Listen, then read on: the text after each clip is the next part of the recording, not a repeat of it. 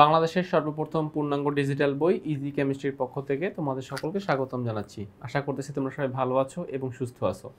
তো আমরা এই পর্বে একটি সৃজনশীল প্রশ্ন সমাধান করব। তো যেই প্রশ্নটি আমাদের একটি বোর্ডে এসেছে, কোন বোর্ডে এসেছে সেটা রাজশাহী বোর্ড 2020-এ এসেছে। তো এই বোর্ড প্রশ্নে সলভ করতে যাওয়ার আগে তোমাদেরকে আমি একটু বলবো যে আমাদের এই বইটি কিন্তু আসলে স্পেশাল। এখানে কেমিস্ট্রিতে ভালো করার জন্য যা যা দরকার সকল কিছু দেওয়া আছে। তো আমরা আসলে চেষ্টা করেছি যে বাংলাদেশের প্রত্যন্ত অঞ্চলের অনেক শিক্ষার্থী ঘরে বসে প্রাইভেট পড়ার সুযোগ থাকে না, তো তাদের জন্য আসলে কিছু একটা করা যায় কিনা সেই চিন্তাভাবনা থেকে আমাদের এই বইয়ের যাত্রা শুরু। তো এই জায়গাতে তোমাকে এই কথাটা এই জন্যই বললাম যে তোমার প্রত্যেকটা টপিকের সাথে আমরা কিউআর কোড দিচ্ছি। এই কিউআর কোড কী হবে, তুমি যেই টপিকটা বুঝবে না সেই টপিকটা তোমাকে সাথে সাথে বুঝিয়ে দিবে, হ্যাঁ যে এই ম্যাথটা আমরা বা এই বিক্রিয়াটা এভাবে সমাধান করা হলো। এতে করে একজন শিক্ষার্থী আসলে কোনো পার্টি না বুঝে থাকবে না, তার কাছে বই থাকা তার মানে তার কাছে সলিউশন থাকা। এই সলিউশন সে যদি নিজে নিজে বুঝতে না পারে সে চাইলে শিক্ষকের সহায়তা নিয়েও বুঝতে পারবে। এই জন্যই আসলে আমরা বইয়ের কারিকুলাম বা প্যাটার্নে আমরা কিউআর কোড রেখেছি, যাতে করে একজন শিক্ষার্থী মাস্ট বি কোনো একটা পার্ট যেন বুঝতেই পারে, তার হাত থেকে যেন কোনোভাবে সেইটা মানে না মিস হয় আর কি। আচ্ছা ওকে, তো আমরা এখন ফিরবো আমাদের যেই সৃজনশীলের কথা বললাম সেই সৃজনশীলে। তো দেখো এখানে কি বলতেছে, এখানে বলতেছে রাজশাহী বোর্ড 2020-এর একটি প্রশ্ন, পরমাণুর গঠন সম্পর্কিত দুইটি বিশেষ ঘটনা, একটা হচ্ছে ঘটনা 1 1911 সাল, ঘটনা 2 1913 সাল। দুইটা ঘটনা আমাদেরকে একটা জিনিস শিখাচ্ছে। 1911 সালে কি হয়েছিল বলো তো? 1911 সালে রাদারফোর্ড সে তার পরমাণু মডেল আবিষ্কার করেছিল। তার 2 বছর পর তারই শিক্ষার্থী কে নিলস বোর 1913 সালে তার পরমাণু মডেল আবিষ্কার করে। সো 11 সালের ঘটনা দ্বারা মূলত রাদারফোর্ডের পরমাণু মডেলকে ইন্ডিকেট করা হচ্ছে, আর 1913 সালের ঘটনা দ্বারা মূলত বোরের পরমাণু মডেলকে ইন্ডিকেট করা হচ্ছে। আচ্ছা ফাইন, এবারে প্রশ্নগুলো কি বলছে দেখো, পর্যায় সারণী কাকে বলে?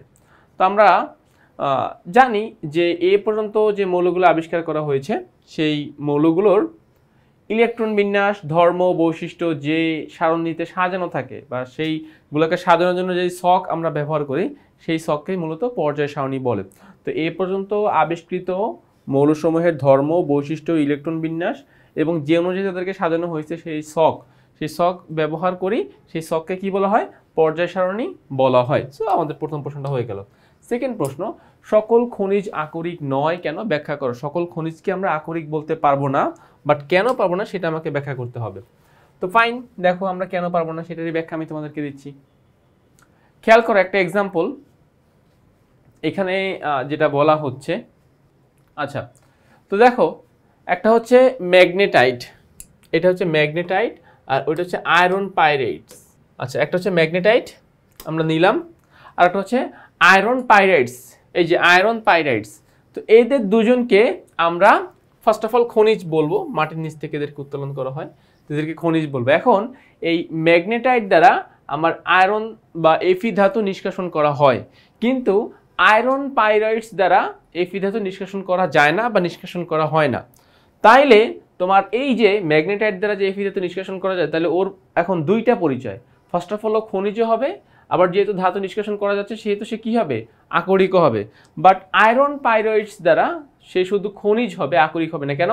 কারণ এই ধাতু থেকে কি আমরা বা এই আকরিক থেকে কি আমরা এই খনিজ থেকে কি আমরা ধাতু নিষ্কাশন করতে পারতেছি না। তাহলে খনিজ আকরিকের মধ্যে ডিফারেন্স হচ্ছে এইটা। খনিজের পরে যদি আমরা সেই খনিজ থেকে যদি ধাতু নিষ্কাশন করতে পারি তবে সে আকরিক হতে পারবে, না পারলে সে শুধু খনিজই থেকে যাবে। তো একে দিয়ে কিন্তু আমরা ধাতু নিষ্কাশন করতে পারি নাই, বিধায় সে শুধু খনিজই থেকে গেছে, আকরিক আর হতে পারে নাই। আর এই খনিজ থেকে আমরা ধাতু নিষ্কাশন করতে পেরেছি, বিধায় সে খনিজও হয়েছে আবার আকরিকও হয়েছে।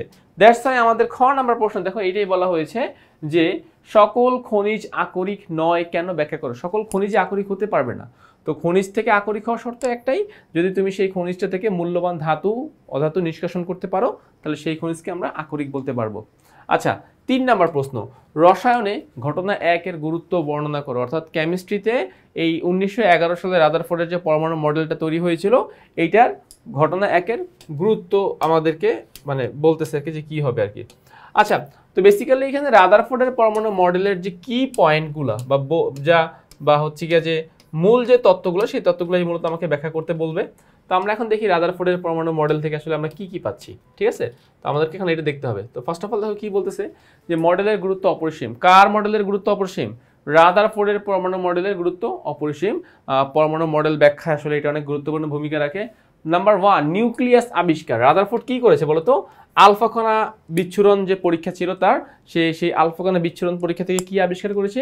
নিউক্লিয়াস আবিষ্কার করেছে। সো নিউক্লিয়াস আবিষ্কার করার কারণে রাদারফোর্ডকে কিন্তু অনেক বড় একজন পরমাণু মডেলের ক্ষেত্রে একটা বড় একটা স্বীকৃতি দানকারী হিসেবে তাকে স্বীকৃতি দেওয়া হয় বা তাকে ধরা হয়। আচ্ছা, পরমাণুর কেন্দ্রস্থলে একটি ধনাত্মক আধান বিশিষ্ট ভারী বস্তু বিদ্যমান। এই ভারী বস্তু পরমাণুর মোট আয়তনের তুলনায় অনেক ছোট। নিউক্লিয়াসে সমস্ত ধনাত্মক আধান ও প্রায় সমস্ত ভর কেন্দ্রীভূত থাকে। অর্থাৎ এই মডেলের মাধ্যমে পরমাণুর নিউক্লিয়াস সম্পর্কে ধারণা পাওয়া যায়। প্রথম পয়েন্ট হচ্ছে এটা, যে নিউক্লিয়াস সম্পর্কে কি করা যায়? নিউক্লিয়াস সম্পর্কে ধারণা পাওয়া যায়। আচ্ছা, ওকে, ফাইন, গেল এটা। নাম্বার টু, পরমাণুর চার্জ নিরপেক্ষতা। আচ্ছা, পরমাণুর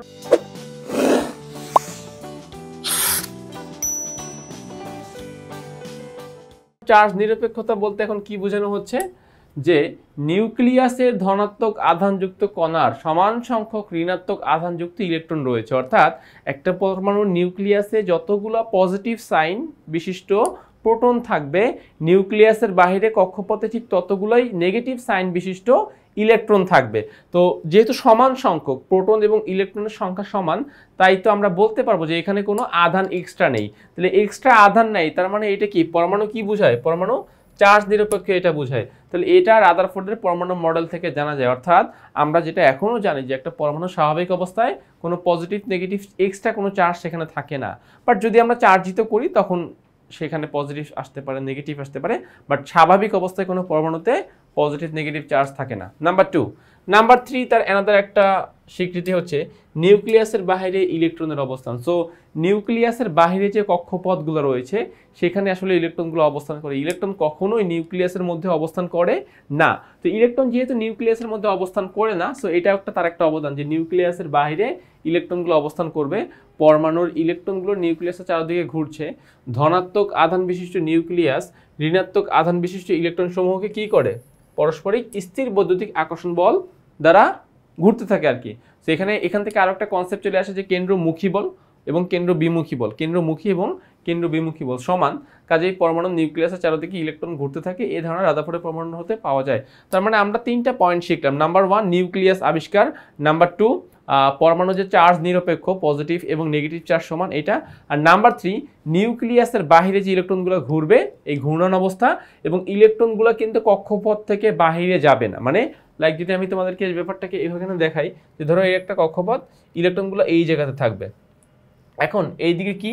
কেন্দ্রবিমুখী বল। আর এই দিকে কি? যেহেতু এখানে প্রোটন রয়েছে পজিটিভ সাইন, হচ্ছে কেন্দ্রমুখী বল। তাহলে কেন্দ্রমুখী আর কেন্দ্রবিমুখী এই দুইটা বলের মান কি? সমান। বিধায় পরমাণুর ইলেকট্রনটা ঠিক ওই একই জায়গায় কি থাকবে? স্থির অবস্থায় থাকবে, ওই একই জায়গায় স্থির অবস্থায় থাকবে। তো এটা আমরা রাদারফোর্ডের পরমাণু মডেল থেকে ধারণা পাই। সো এই 3টা পয়েন্টকে যদি আমরা খুব সুন্দর মতো সাবলীল ভাষায় ব্যাখ্যা করে দিতে পারি, আমাদের এই প্রশ্নের অ্যান্সারও কমপ্লিট হয়ে যাবে। আচ্ছা, ঘ নাম্বার প্রশ্ন যাচ্ছি আমরা। ঘ নাম্বার প্রশ্ন দেখো, ঘ নাম্বার প্রশ্নে কি বলেছে? ঘ নাম্বার প্রশ্নে আমাদেরকে বলেছে আচ্ছা, যে ঘটনা 2 মূলত ঘটনা 1-এর সংশোধিত রূপ বিশ্লেষণ করে। অর্থাৎ 1 নাম্বার ঘটনায় কিছু ত্রুটি ছিল, সেই ত্রুটিগুলো সংশোধন করেই কিন্তু আমরা ঘটনা 2 আবিষ্কার করেছি বা ঘটনা 2 পেয়েছি। সো এই 1 নাম্বার যে ঘটনা 1-এর যে সংশোধিত রূপ যে ঘটনা 2, এইটি আসলে আমাকে এখানে ব্যাখ্যা করতে বলছে। তো দেখো আমরা এখন এখান থেকে ব্যাখ্যা করব। তো রাদারফোর্ডের পরমাণু মডেলের অন্যতম একটা ত্রুটি ছিল কি? যে এই যে ইলেকট্রনগুলো নিউক্লিয়াসে পতিত হবে। কেন নিউক্লিয়াসে পতিত হবে? কারণ বিজ্ঞানী ম্যাক্সওয়েল বলেছিল যে কোনো একটা বস্তু যদি ঘুরতে থাকে তাহলে তার তো এনার্জি হারাবে এবং একটা সময় তার ঘূর্ণন পথটা ছোট হয়ে যাবে, একদম ক্ষুদ্র হয়ে যাবে। কিন্তু রাদারফোর্ডের পরমাণু মডেল এবং বিজ্ঞানী ম্যাক্সওয়েলের যে কথা, এই দুইটাকে একত্রিত করলে দেখা যায় যে ইলেকট্রন কক্ষপথ থেকে বিচ্যুতি হয়ে নিউক্লিয়াসের মধ্যে পড়ছে না। আবার ইলেকট্রন শক্তি কোন জায়গা থেকে পাচ্ছে সেটাও বলা হচ্ছে না, দুইটার কোনোটাই বলা হচ্ছে না। তো এখান থেকে আমরা পরমাণুকে একটা অস্থায়ী অবস্থা তৈরি হয় আর কি। তাহলে এই যেই নিউক্লিয়াসের চারদিকে কতিপয় স্থির শক্তির বৃত্তাকার পথে আবর্তন করে। ইলেকট্রনদের এই কক্ষপথগুলোতে বিচরণকালে কোনো শক্তি শোষণ বা বিকিরণ করে না, ফলে ইলেকট্রন কখনোই নিউক্লিয়াসে পতিত হবে না। অর্থাৎ ইলেকট্রনগুলো যখন ঘুরবে, স্থির কক্ষপথগুলোতে যখন ঘুরবে, তখন সে তো একটা শক্তি নিয়ে থাকবে। তো এই শক্তি থাকাকালীন অবস্থায় সে কখনো নিউক্লিয়াসের মধ্যে পড়বে না। নিউক্লিয়াসের মধ্যে না পড়ার আরও একটা কারণ, প্রথম কক্ষপথ এরপরে তার কোনো কক্ষপথ নেই। তাহলে প্রথম কক্ষপথ থেকে একটা ইলেকট্রন যদি সে নিউক্লিয়াসে যেতে চায়, তখন তার কি করতে হবে? শক্তির বিকিরণ করতে হবে। কিন্তু এখানে শক্তির বিকিরণ করার কোনো সুযোগ নাই। যেহেতু শক্তির বিকিরণ সে করতে পারছে না, প্রথম কক্ষপথ থেকে নিচে কক্ষপথ নাই, সে শক্তি বিকিরণ করতে পারছে না, অতএব সে এইখানে আসলে কি করতে পারবে না? নিউক্লিয়াসের মধ্যে পড়তে পারবে না। এবং যার কারণেই রাদারফোর্ড এই বোরের পরমাণু মডেলটা বেশি গ্রহণযোগ্য, আর কি বেশি গ্রহণযোগ্য। পারমাণবিক বর্ণালীর উৎস, বিজ্ঞানী রাদারফোর্ডের পরমাণু মডেলে কিন্তু পারমাণবিক বর্ণালী নিয়ে কোনো কথাই বলা হয় নাই, যেটা কিনা বিজ্ঞানী বোরের মডেলে বলা হয়েছে। সো এই যে বোরের মডেলে বলেছে পারমাণবিক বর্ণালী নিয়ে। আচ্ছা, আরও দু একটা পয়েন্ট আমরা অ্যাড করতে পারি চাইলে। এই যে দেখো এখানে যে পয়েন্টটা আমরা অ্যাড করেছি, যে কক্ষপথের আকার আকৃতি সম্পর্কে বিজ্ঞানী বোর ধারণা দিয়েছেন, কিন্তু বিজ্ঞানী রাদারফোর্ড কোনো ধারণা দিতে পারে নাই। তাহলে এই যে সূত্র আমরা mvr = ns/2 পাই, এখানে আর বলতে কিন্তু মূলত ব্যাসার্ধকে বোঝানো হচ্ছে।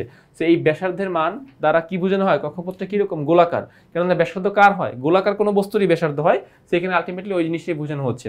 আর 4, শক্তির শোষণ ও শক্তির বিকিরণ সম্পর্কে ধারণা দিচ্ছে।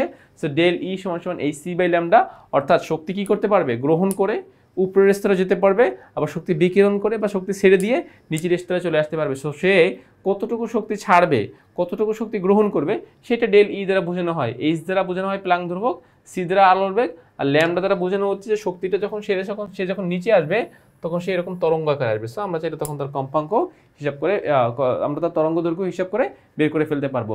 সো এই যে 4টা পয়েন্ট এখানে বর্ণনা করলাম, এই 4টা পয়েন্ট আসলে রাদারফোর্ডের পরমাণু মডেলের মধ্যে ছিল না, বা রাদারফোর্ডের পরমাণু মডেলের ত্রুটি হিসাবে ছিল পরমাণু মডেলের মধ্যে। আমরা সেগুলো বোরের পরমাণু মডেল দ্বারা সংশোধন করতে পারলাম। এই জন্যই বলা হচ্ছে, দেখো এই জন্যই আমাদেরকে প্রশ্নে বলা হচ্ছে যে এখানে 1 নাম্বার যে পয়েন্টগুলো ছিল বা শুরুর দিকে যে পয়েন্টগুলো ছিল, সেগুলো পয়েন্ট 2 এর সংশোধিত রূপ। সংশোধিত রূপ বলতে যে পয়েন্ট 1-এ যে ত্রুটিগুলো হয়েছিল বা যে ত্রুটিগুলো দেখা দিয়েছিল, সেগুলো মূলত ঘটনা 2-তে এসে সংশোধন হয়েছে। তার মানে রাদারফোর্ডের পরমাণু মডেলের যেগুলো ত্রুটি ছিল, সেগুলো বিজ্ঞানী বোর সমাধান করেছেন। এই কথাটাই জাস্ট আমাকে প্রমাণ করতে হবে।